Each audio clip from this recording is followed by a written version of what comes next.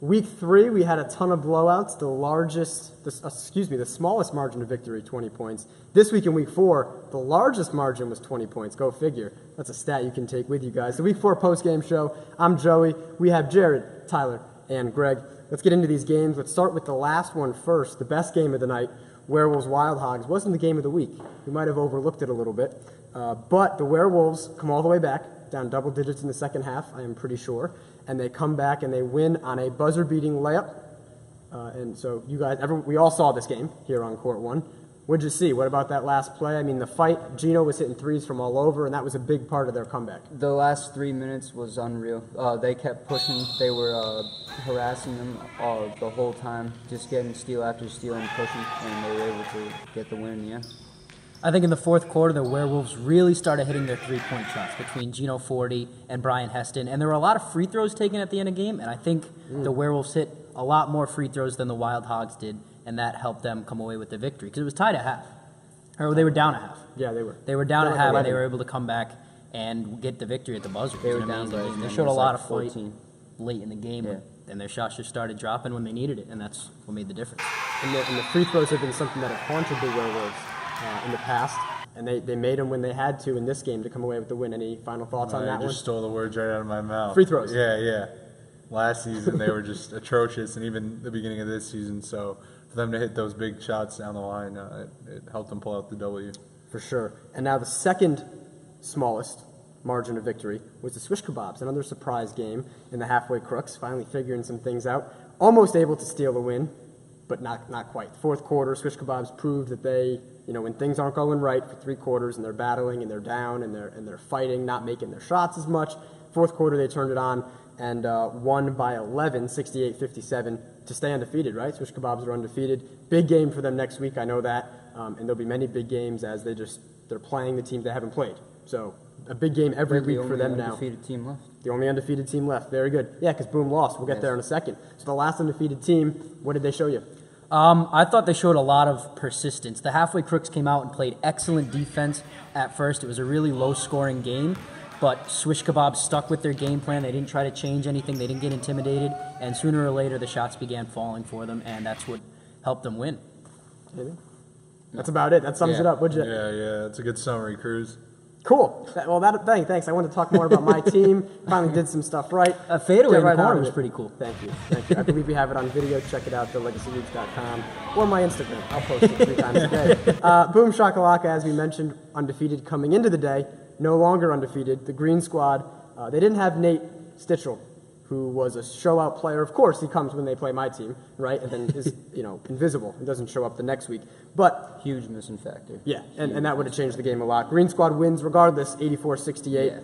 And they now have 1 loss and have that tiebreaker over Boom Shakalaka, who has 1 loss. So the head-to-head tiebreaker could come into play.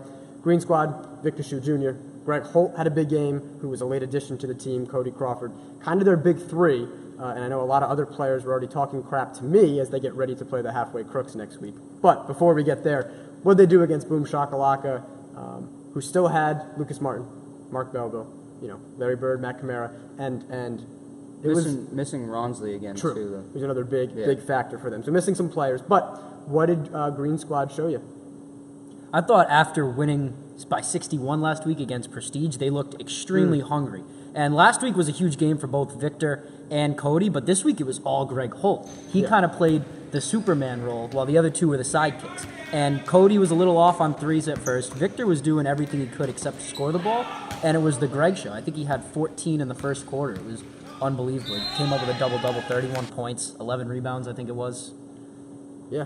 And I'm just going to cut you off 1 second. Green Squad just tweeted right now as we're filming this, after playing the toughest schedule to date, Green Squad 3-1. So they are definitely aware of kind of what's going on, and I'm sure no one wants to lose, but they're happy to be 3-1 with the types of teams they've played so far. What'd you see from Green Squad tonight?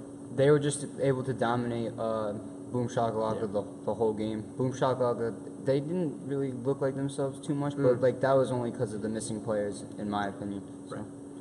No, I didn't watch this game. Okay, cool. So Greg was on the other court. So let's get to that game. Yeah. Prestige Worldwide takes care of the Average Joes by 20, as I mentioned, the largest margin from Week 4. Prestige had all their guys, both Yars brothers, Shane Patrick is becoming a name we have to keep an eye on as a bigger player in this league, always trying to dunk on people, which is what we And like block here. Reminds players. me, And block reminds me a players, lot of excuse me. Kevin Garnett. And block players. There you go. Block and dunk. Prestige Worldwide also has one loss. Yes, the Green Squad last There week. you go. So a clog jam at the top with the one loss, but 75 points. The average Joes are doing something right. I mean, they're not winning, which obviously is not the plan, trying to win games. But they are doing things to stay in these games against a very good Prestige team. Well, yeah, I was just going to say the score isn't really indicative of how well average Joe's played, especially on the defensive end. Prestige kind of struggled at times, and at times we're trying to do too much, so average Joe's capitalized on that. They did miss a lot of open layups, though, which they could have. Average Joe's did? Yeah. So, I'd say about 5 or 10 layups. I mean, it could have definitely changed the game, but I think they were only down by like 10, 15 with a few minutes left, and then it just kind of got out of hand after that. And missed layups. I know that story all too well. The halfway crooks missed some layups in that fourth quarter. But you do math, 4 missed layups, 8 points.